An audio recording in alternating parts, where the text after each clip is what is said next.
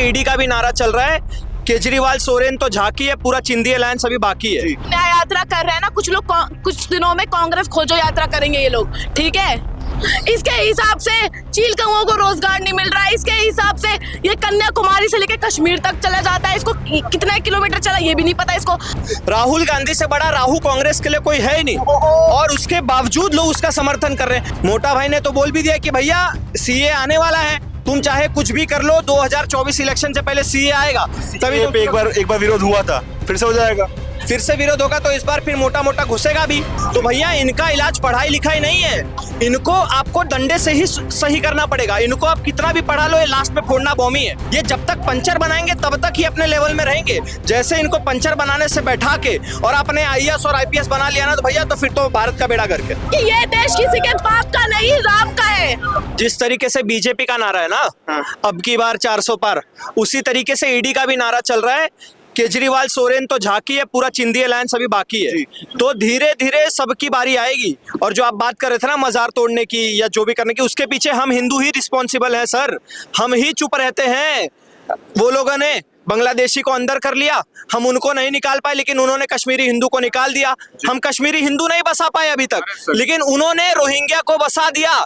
हम अपनी तीन मंदिर की बात करते हैं, वो हम अभी तक नहीं ले पाए। उन्होंने अपने हमारे 60,000 मंदिर कब्जा लिए नहीं कब्जा लिए सर। हम उनके ये जब इनकी ताजिया निकलती है तो हम उस पर ताली बजाते हैं, वो हमारे ऊपर पेट्रोल बम और पत्थर फेंकते हैं। तो सर ये सब चीजें हमें समझनी पड़ेगी। और जब तक हिंदू इन सब चीजों का रिटेलिएशन नहीं करेगा, फिर चाहे वो कानूनी तरीके से ही क्यों ना हो, जब तक हिंदू ये सोचेगा कि भैया मेरे घर में तो आग नहीं लगी है, पड़ोसी के घर में लगी है, उससे हमें क्या लेना देना, तो वो आग हमारे घर में भी फैलेगी। और ये हर एक हिंदू को समझना पड़ेगा। और जब तक हिंदू चुप रहेगा तब तक हिंदू मरता रहेगा। इसका एग्जाम्पल चाहे बंगाल ले लो, चाहे बिहार ले लो, चाहे मेवात ले लो। अभी यूपी में जाग गया ना हिंदू, इतना बड़ा दंगा हुआ है हल्द्वानी में। यूपी में किसी के बाप के अंदर हिम्मत हो छोटा सा पत्थर चला दे ना, घर पे बुलडोजर पहुंच जाए तो नाम बदल देना सर। तो हमें योगी की तरह सब जगह पे सरकार बैठानी पड़ेगी। उत्तराखंड में उसी बुलडोजर का विरोध हुआ था, तो उत्तराखंड में सरकार भी तो पुष्कर सिंह धामी थे ना सर।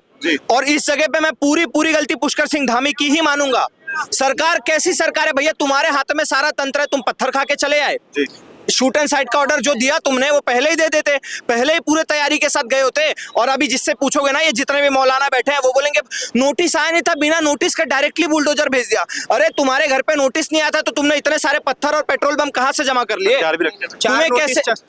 तुम्हें कैसे पता चल जाता है कि भैया बुलडोजर आने वाला है, पेट्रोल बम हथियार बंदूक सब तैयार रख लो? कैसे पता चल जाता है? हमने तो कभी नहीं सुना। इस जगह पे विकास दुबे के घर पे भी उसकी भी एनकाउंटर हुआ था ना, किसी हिंदू को आपने सुना उसका समर्थन करते हुए? अतीक अहमद मरता यूपी में, उसके लिए बंगाल से रैलियां निकलती है, उसके लिए केरल से रैलियां निकलती है। अरे हमास से तुम्हारा क्या लेना देना था? हमास मर रहे फिलिस्तीन में वहां पे और तुम यहाँ रैलियां निकाल रहे हो। सर इनको गलत और सही समझ में नहीं आता। हम हिंदू पागल है जो आलू टमाटर सस्ता करने के पीछे सरकार चुनते हैं। इनका सीधा सीधा मकसद है कि भैया जो हमें मजबूत कर रहा है, जो हमें आजादी दे रहा है कि 4 शादी करके 18-20 बच्चे पैदा करो, आबादी बढ़ाओ, हम उसको चुनेंगे। तो भैया हमें हिंदू को सरकार समझ के चुननी पड़ेगी। तुम्हारे पास एक ही ताकत है बस, सरकार चुनने की, और तुम्हें वो चीज सही से इस्तेमाल करनी पड़ेगी। और मोटा भाई ने तो बोल भी दिया ना, मोटा भाई ने तो बोल भी दिया कि भैया सीए आने वाला है, तुम चाहे कुछ भी कर लो, 2024 इलेक्शन से पहले सीए आएगा। तो भैया बीजेपी को चुनो, मोटा भाई बैठे हैं, मोटे मोटे कानून लाएंगे, तभी तो एक बार विरोध हुआ था, फिर से हो जाएगा, फिर से विरोध होगा तो इस बार फिर मोटा मोटा घुसेगा भी। अगर इस बार विरोध होगा तो मोटा मोटा घुसेगा भी। अब पहले जैसा नहीं रहेगा कि तुम साल भर बैठ के शाहीन बाग में बिरयानी खाओगे। इस बार तुम्हें बिरयानी नहीं, इस बार तुम्हें लाठी और डंडे खिलाएंगे। अब तुम तैयार हो जाओ, मोटा भाई भी तैयार है, क्योंकि उनको पता चल गया कि भैया इस बार हिंदू जातिवाद में नहीं बट रहा है, खुल के एक साथ वोट कर रहा है। मुझे मेरी गारंटी हो चुकी है भैया 400 के आसपास सीट तो हमें मिलने वाली है ही। तो उनको किसी बात की टेंशन नहीं है। अगर तुमने दंगा फसाद किया, तुमने रास्ता जाम किया, तो फिर मोटा मोटा खाने के लिए तैयार रहो। देखिए एक बात नोट कर लीजिए आप लोग, भारत सरकार वो बास्टर्ड गवर्नमेंट है जो अपने अच्छे नागरिकों के साथ दुर्व्यवहार करती है और बुरों पर फूलमाला का पुरस्कार करती है।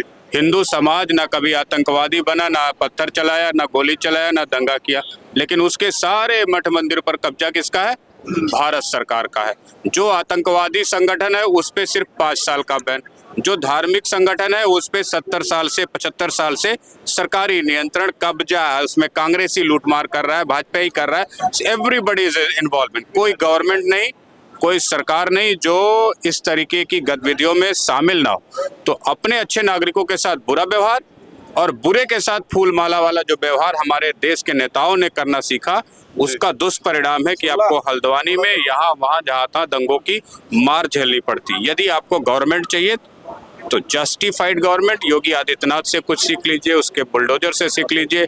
ये आजकल की गवर्नमेंट जो है ना, वो क्या सोच रही है कि भैया मुसलमानों को हम पढ़ाएंगे लिखाएंगे तो भैया वो बहुत ज्यादा तरक्की करेंगे, वो भी हमारे तरह सेक्युलर हो जाएंगे, तो इससे दंगे फसाद नहीं होंगे, ये उनका सोचना है। लेकिन अब चाहे याकूब मेनन देख लो, वो सीए था, उसने भी लास्ट में क्या किया, बॉम्ब ब्लास्ट करवा दिया। फिर चाहे आप कसाब ले लो, चाहे जितने भी आतंकवादी ले लो, डॉक्टर जाकिर नाइक डॉक्टर होते हुए भी वो देश विरोधी बात करता था। फिर चाहे ताहिर हुसैन को ले लो, चाहे किसी को भी, हमीद अंसारी जो वाइस प्रेसिडेंट था, वो वाइस प्रेसिडेंट से हटने के बाद क्या बोलता है कि भैया भारत हमारे लिए सुरक्षित नहीं है। तो भैया इनका इलाज पढ़ाई लिखाई नहीं है, इनको आपको डंडे से ही सही करना पड़ेगा। इनको आप कितना भी पढ़ा लो, ये लास्ट में फोड़ना बॉम ही है। फिर चाहे डॉक्टर जाकिर नाइक ले लो, चाहे याकूब मेनन ले लो, चाहे यासीन मलिक ले लो, चाहे कसाब ले लो, चाहे किसी को भी ले लो, चाहे ओसामा बिन लादेन ले लो, ये जितना ही पढ़ेंगे उतना ही कट्टर जिहादी बनेंगे। तो भैया इनको पढ़ाने लिखाने का छोड़ो, इनको इन सब मामलों में कांग्रेस सही थी। ये जब तक पंचर बनाएंगे तब तक ही अपने लेवल में रहेंगे। जैसे इनको पंचर बनाने से बैठा के और अपने आईएएस और आईपीएस बना लिया ना, तो भैया तो फिर तो भारत का बेड़ा गर्क है। तो इनको पंचर बनाने तक ही सीमित रखो, तभी बचे रहोगे। बिल्कुल। राहुल गांधी का एक बयान आता है कि मोदी जी देश को खोखला कर रहे हैं, भ्रष्टाचार कर रहे हैं और हर एक इंसान को दबाते जा रहे हैं। इस पे कैसे देखते हैं आप? देखो, राहुल गांधी जी एकमात्र ऐसे नेता है ना जो अपने बर्बादी का जश्न मनाते हैं। जहां जहां चलते चलते गए वहां वहां से बर्बाद होते गए, वहां वहां से कांग्रेस को खा गए। वो राहुल गांधी से बड़ा राहु कांग्रेस के लिए कोई है ही नहीं, और उसके बावजूद लोग उसका समर्थन कर रहे हैं। एक आम से राहुल गांधी के पीछे पूरी दुनिया, पूरी उनकी कांग्रेस पार्टी खड़ी है। राहुल गांधी जी के लिए सुधांशु त्रिवेदी ने एक कविता कही थी, मैं वो दोहराना चाहूंगा। मैं जिंदगी का साथ निभाता चला गया, हर फिक्र को धुएं में उड़ाता चला गया, और बर्बादियों का शौक मनाना तो फिजूल था, मैं बर्बादियों का जश्न मनाता चला गया। और ये बर्बादियों का जश्न मनाते मनाते कांग्रेस 40 सीट से 4 पे आ गई, और अभी 2024 देख लीजिए 40 से 0 पे भी आ जाएगी। तो भैया कांग्रेस तो अब गिनती में ही नहीं है। कांग्रेस को आप भी अपने दिमाग से निकाल दीजिए, सारी जनता भी कांग्रेस को दिमाग से निकाल दे। अब सिर्फ और सिर्फ एक ही चीज चल रहा है, हर तरफ आप देखोगे, देखो वो वहां भी भगवा झंडा दिखेगा, वहां भी भगवा झंडा दिखेगा, हर तरफ भगवा झंडा दिख रहा है। रैली में भगवा झंडा लेके खड़े थे एक व्यक्ति और उन्होंने जय श्री राम के नारे भी लगाए, लेकिन राहुल गांधी ने उसका जवाब नहीं दिया। अब आप एक बात बता दो, 50 और 15 73 वाले को आप जिताओगे क्या? 50 और 15 73 वाले को आप जिताओगे? तो भैया 50 और 15 65 वाला हमें चाहिए, 50 और 15 73 वाला नेता नहीं चाहिए। तो भैया भाड़ में जाए ऐसा हार्वर्ड का और ऐसा कैम्ब्रिज का सर्टिफिकेट जिसमें 50 और 15 65 भी ना पढ़ाया जा सके। तो भैया हमें राहुल गांधी नहीं चाहिए, हम हमारे मोदी से खुश हैं। ये भारत जोड़ो यात्रा कर रहे हैं, फिर भारत जोड़ो न्याय यात्रा कर रहे हैं, लेकिन एक तरफ उनकी पार्टी को टूट न्याय यात्रा कर रहे हैं ना, कुछ लोग कुछ दिनों में कांग्रेस खोजो यात्रा करेंगे ये लोग, ठीक है? खुद की पार्टी टूट रही है उनकी। क्या हो रही है? पार्टी टूट रही है उनकी। पार्टी टूट रही है? अरे यार, जो बंदा अपने घर को नहीं संभाल सकता वो बंदा देश को क्या संभालेगा? क्या बात कर रहा है आप रिपोर्टर महोदय? जो बंदा अपने घर को नहीं संभाल पाया वो बंदा देश को क्या संभालेगा? इसके हिसाब से चील कौओं को रोजगार नहीं मिल रहा है, इसके हिसाब से ये कन्याकुमारी से लेकर कश्मीर तक चला जाता है, इसको कितने किलोमीटर चला ये भी नहीं पता इसको। अरे भैया, अगर ऐसे नेता को अगर आप राजनेता चाहते हो ना, तो फिर आप ना रोड पे भीख मांगने की प्रैक्टिस स्टार्ट कर दो। मेरे हिसाब से ये रोड पे भीख मांगने की प्रैक्टिस कर दो, क्योंकि ये देश किसी के बाप का नहीं, राम का है। ये देश किसी के बाप का है। जी सुनाइए। सुनिए, 10 साल बाद एक युवा लड़का, एक युवा लड़की राहुल गांधी के लिए लड़ रहा है। अगर एक्शन लिया गया होता, जस्टिस किया गया होता, तो मोदी के पहले साल में ही ये नेता डिप्लोमेसी पार्लियामेंट की डेमोक्रेसी से डिलीट कर दिया गया होता, इसके करप्शन के आधार पे। अब उसके करप्शन पे ना तुम्हारी कोर्ट ने काम किया, ना तुम्हारे प्रधानमंत्री ने, तुम्हारी सरकार ने। नतीजा है कि 10 साल बाद भी हम राहुल गांधी की बात कर रहे हैं। Otherwise they people get deleted. अगर सरकार और जस्टिस अगर 1 महीना काम करे तो मैं समझता हूँ 99% पॉलिटिशियन की फैमिली, पॉलिटिशियन इस देश की डेमोक्रेसी से डिलीट कर दिए जा सकते हैं। क्या चाहते हैं, राहुल गांधी देश छोड़ दें? जो करप्शन कर रखे हैं उन पर भैया थीसिस लिखी जाती है सुप्रीम कोर्ट से लेके हाई कोर्ट से लेकर के सीबीआई की कोर्टों में। 2010 में कॉमनवेल्थ गेम का घोटाला, सुनिए हल्द्वानी पे अभी भाई साहब कह रहे थे ना, 2010 में कॉमनवेल्थ का घोटाला 70,000 करोड़ का, 2 करोड़ लगा दिल्ली में दंगा करने में, मुझे लगता है 15-20 हजार लगा होगा हल्द्वानी में दंगा करने में है। अगर तुम जस्टिस ही नहीं करोगे, खाली तारीख पे तारीख दोगे, तो जिन्होंने 70,000 करोड़ लूट रखा है कितने भाईजान को खड़ा करेंगे, दंगा करेंगे, पत्थरबाजी करेंगे। आपकी अदालत में, आपकी सरकार में, आपके पॉलिटिशियन में इतना दम हो तो एक्शन लो। सरकार में बैठ करके इतने 10 साल तक थीसिस लिखोगे तो भाई दंगा तो हो ही जाएगा। 5-5 हजार में सुना होगा ना, बिहार में गोली मारने के लिए लोग तैयार है एक दूसरे को, तो 5 हजार में अगर गोली मार सकता है तो जिसने 70,000 करोड़ लूटा है ना, उसी की भीड़, ये कांग्रेस के किसान की भीड़ देख रहे हो ना, घर से राशन लेके चल पड़े।